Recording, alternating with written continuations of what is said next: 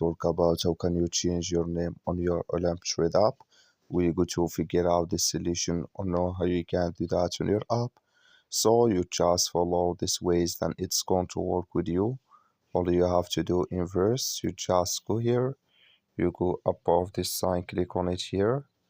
So then it's going to take you to your profile. It's going to show for you like this here. So then you click here on settings here, you just click on it. Then it's going to take you to next step here. It's going to show for you like this. You click here on personal settings, you just click on it. So then it's going to take you to next step here. It's going to show for you like this here. You can enter your name here.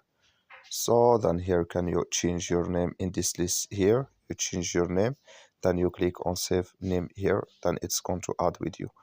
So I'm going to change it here. So then you click here on save name. That's all. Thank you for watching. Don't forget to support us by liking, subscribe.